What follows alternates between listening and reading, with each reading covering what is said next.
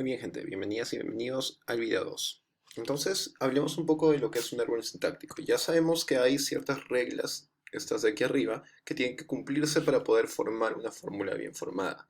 Ahora vamos a ver cómo se puede ver esa historia de la fórmula bien formada a través de un diagrama que se llama árbol semántico. Es decir, vamos a ver cómo se formó una fórmula que puede ser muy compleja a partir de sus unidades más simples.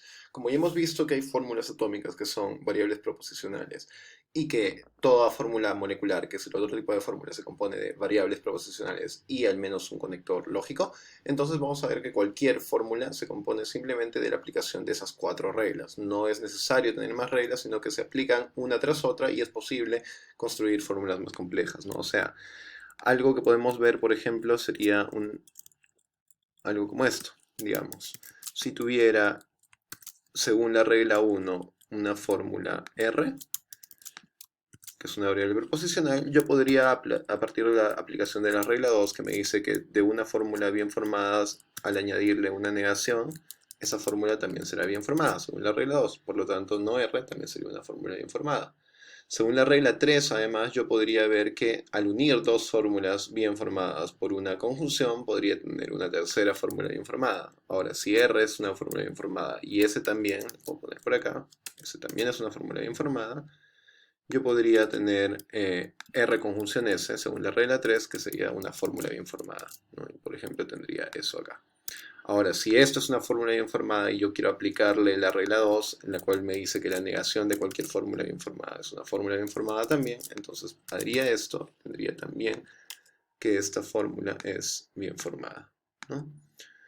Entonces hay eh, un sentido de aplicación constante de estas reglas para poder crear fórmulas más complejas. Y no necesitamos nada más que eso, ¿no? Incluso, miren, aplicando simplemente esas dos reglas que estamos aplicando, bueno, la 1, la 2 y la 3, miren cómo aplico la 3 nuevamente, sin cambiar de conector ni siquiera. Y, por ejemplo, agrego una P, que P también sea una fórmula bien formada, porque lo es una fórmula, es una variable proposicional, y añado una P aquí. Entonces aquí se convierte también esta fórmula en una fórmula bien formada. ¿Por qué? Porque aplica la regla 3 que me dice que si tengo una fórmula bien formada, como la que está aquí, esta de aquí, esta es la negación, y la 1 a otra fórmula bien formada, que como esta de acá, a través de una conjunción, sigue siendo una fórmula bien formada. A eso me refiero con que se forman o podemos formar unidades más complejas, fórmulas más complejas, cada vez a partir simplemente de ciertos elementos simples como fórmulas atómicas representadas por variables proposicionales individuales. Muy bien, entonces vamos a ver cómo se ve esta historia de la formación de cada una de estas fórmulas, por ejemplo, cómo simbolizaríamos la historia de la formación de esta fórmula más abajo, ¿no? En un árbol sintáctico. A ver, para hacer un árbol sintáctico tenemos que hacer tres pasos. Y en verdad no son muy difíciles, así que creo que aquí no va a haber ningún problema. Por ejemplo, tomemos esta fórmula de acá, la que está en azulito. Y vamos a aplicarle esos tres pasos para hacer su historia de formación. Primero, determinemos el operador principal de la fórmula. Para eso hay una técnica que vamos a utilizar, ¿ya? Vemos la fórmula que tenemos aquí y veámosla como un conjunto de símbolos, ¿ya? Una cadena de símbolos que comienza desde la izquierda con ese paréntesis y termina por la derecha con este otro paréntesis. Para el conteo o la identificación de símbolos siempre contemos los paréntesis también, porque son parte de los símbolos que hemos agregado en el alfabeto. Ahora, si partiendo de la izquierda el primer símbolo es una negación, caso que no suceda aquí, el operador principal sería la negación, ¿ok? Por ejemplo, vamos para acá. Esta fórmula de aquí cumple con esa condición. Partiendo de la izquierda tengo que el primer símbolo es la negación. Entonces, de esta fórmula, su operador principal sería la negación, ¿no? También de esta de acá, pero no, por ejemplo, de esta, porque aquí prima el paréntesis y aquí también, y aquí ni siquiera hay negaciones. Muy bien. Ahora, ¿qué pasa cuando no es la negación del primer símbolo? ¿Cuál es el operador principal de la fórmula? Hay dos respuestas claras, ¿no? O sea, la primera es no hay ninguna negación y entonces no es una fórmula compuesta, es una fórmula simple, y, es una fórmula atómica, ¿no? como PRS, pero la otra es, no, si tenemos varios símbolos, así que vamos a tener que determinar cuál de estos es el operador principal. Entonces aquí, por ejemplo, en esta fórmula tenemos tres opciones. Tenemos o esta negación, bueno, esta negación se descarta, ¿no? Y esta también, porque si no era el primer símbolo de la negación no va a poder ser el operador principal de la fórmula, ¿ok? Entonces los únicos símbolos que nos quedan como posibles símbolos principales van a ser o esta disyunción o esta conjunción, ¿ya? Entonces veamos. Para determinar cuál de estos dos es el operador principal, tenemos que hacer un conteo de paréntesis, partiendo siempre de la izquierda. Y el conteo tiene que seguir esta regla. Yo voy a empezar a contar los paréntesis apertura, que son en este caso los que apuntan hacia la derecha. Tenemos dos. Y también voy a contar los paréntesis de cierre, que apunta hacia la izquierda y tenemos dos también. Vamos a ir contando desde la izquierda. ¿Y qué vamos a buscar? Vamos a buscar el momento en el cual nosotros, haciendo nuestro conteo, tenemos exactamente un paréntesis de apertura, es decir, que apunta a la derecha, más que el número de paréntesis de cierre que tenemos hasta ese momento. Por ejemplo, contamos un paréntesis de apertura, nada más, dos paréntesis de apertura, vamos, dos paréntesis de apertura, luego un paréntesis cierre, y aquí veamos qué pasó. Llegamos a tener 2 frente a 1, una diferencia de 1 entre paréntesis apertura y paréntesis cierre. En ese momento nos detenemos y decimos cuál es el operador diádico, es decir, no la negación, cualquier otro operador que está a la derecha. Y la respuesta es esta disyunción. Y habiendo hecho eso, ese es el operador principal. ¿Ok? De eso se trata el conteo de paréntesis para determinar qué operador principal es el de la fórmula cuando no es la negación. En este caso es la disyunción. Segundo paso, vamos a determinar, una vez determinado el operador principal, vamos a eliminarlo y vamos a mostrar cuáles son las fórmulas o la fórmula de la cual vino o de las cuales vinieron esta fórmula más compleja que tiene como operador principal la disyunción. Entonces, lo que hacemos es separar las dos partes de la fórmula que estaban vinculadas por esa disyunción y eliminamos la disyunción. ¿Dónde copiamos esas fórmulas? En una línea, ¿no? Trazamos una línea encima de nuestra fórmula y encima de ella ponemos en un extremo la fórmula primera que unía la disyunción y en el otro extremo la otra. ¿Qué más se elimina con la disyunción? Lo que introduce la disyunción. Si se han dado cuenta, siempre un operador diádico introduce un uso de paréntesis, algo que no pasa con el monádico ni tampoco con las fórmulas simples, ¿no? Ellas no tienen paréntesis. En cambio, todas las que tienen operadores diádicos sí tienen paréntesis. Es porque ellas lo introducen. Entonces, al quitar un operador principal que es un operador diádico, también serán sus paréntesis. Siguiente paso. ¿Qué más? Por ejemplo, si es que esto pasa porque el operador era diádico. ¿Qué pasaba si es que hubiera sido la negación? Por ejemplo, si es que la fórmula que hubiera estado analizando hubiera sido esta. A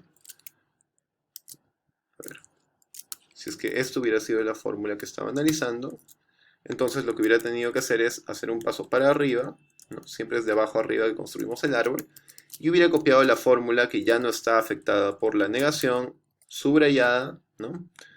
Y la negación se iba. Cuando es una negación, la fórmula simplemente se coloca encima y se va a la negación, no se quita ningún paréntesis, ¿no? Porque la negación no introduce ningún paréntesis tampoco. Bueno, en este caso, como es diádico, más bien funciona como se los expliqué. Luego, paso 3. Ya hemos hecho eso de eliminar el operador principal, ¿no? Ahora, si todas las fórmulas resultantes de este proceso, o sea, del paso 2, son fórmulas atómicas, entonces el árbol sintáctico está terminado. Veamos cuál es nuestro caso. En nuestro caso tenemos una fórmula que obviamente no es atómica y otra que tampoco es atómica. Entonces, no estamos en el caso en que se haya terminado el árbol. ¿Qué pasa entonces? ¿Qué nos dice el paso 3? Si no es el caso que se haya terminado el árbol, entonces apliquemos, o sea, si todavía tenemos fórmulas no atómicas o moleculares ahí en las ramas, entonces apliquemos nuevamente los pasos 1 y 2 para estas fórmulas. Es decir, en primer lugar determinemos el operador principal y luego hagamos la eliminación. ¿Hasta cuándo? Hasta que finalmente en nuestras ramas solamente tengamos fórmulas atómicas. Y ahí sí se acabará nuestro árbol, ¿no? Ahora, cada una de estas fórmulas que está apareciendo en este diagrama, incluyendo a la fórmula principal, se van a llamar subfórmulas de esta fórmula principal. ¿Ok?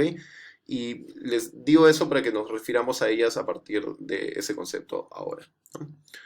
Entonces, veamos que en este caso, como tenemos fórmulas moleculares, todavía tenemos que volver a aplicar los pasos unidos a ellas, ¿no? Por ejemplo, a este lado, si aplico el paso 1 para determinar cuál es el operador principal, me doy cuenta que el primer símbolo es la negación y por lo tanto ese es el operador principal. Aplicando el paso 2 a esta fórmula, lo que voy a hacer es eliminar la negación, poner un paso por encima, subrayado y sin la negación. Por el otro lado, tengo una negación, lo mismo. Quito la negación y como no hay paréntesis ni nada, igual se queda literalmente solo la fórmula, que en este caso sí es atómica. Entonces, por este lado ya no hay más que desarrollar. Pero como todavía tengo una fórmula que es molecular, que es R conjunción S, tengo que hacer el mismo procedimiento de pasos 1 y 2. Entonces, para ese procedimiento de pasos 1 y 2, reconozco primero el operador principal. Como veo que aquí no hay una negación al principio, tengo que hacer el conteo de paréntesis. Entonces, para que vean que funciona incluso cuando es intuitivo que este es el operador principal. Cuento un operador de apertura, 0 de cierre. Ya hay diferencia de 1. Cuando ya hay diferencia de 1, entonces aquí este es el operador principal. ¿Sí? Listo. Entonces, muy bien. Lo siguiente es, claro, hacer el paso de colocar las dos fórmulas, en este caso R, S, en extremos opuestos, subrayadas, ¿no? Miren, subrayadas desde un extremo hasta otro, abarcando toda la fórmula, ¿no? Y así termina nuestro árbol sintáctico, porque ahora sí todas las fórmulas que están en las ramas son eh, variables proposicionales, es decir, son fórmulas atómicas.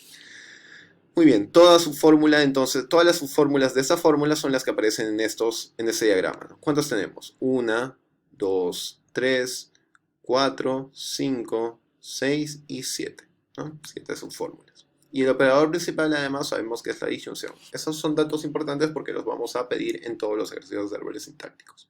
Muy bien, ustedes por favor les pido que revisen este ejercicio que está desarrollado con un poco menos de detalle que este porque ya implica que han visto un primer ejercicio, pero quiero que se den cuenta que lo importante aquí es que ustedes están viendo un paso, un desarrollo desglosado del ejercicio aquí en este sistema de pasos que les he mostrado y también aquí en el segundo ejercicio, pero en verdad el desarrollo final simplemente va a ser colocar el árbol sintáctico tal cual.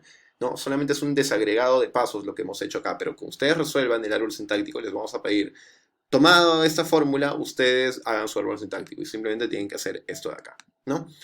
E indicar, como les voy a decir un poquito más adelante, dos cosas. El operador principal de la fórmula, que en este caso sería la disyunción, y también listar todas las subfórmulas, que en este caso son las 7 que hemos nombrado acá. Un ejemplo de eso último está en la página, me parece 6, sí, 6.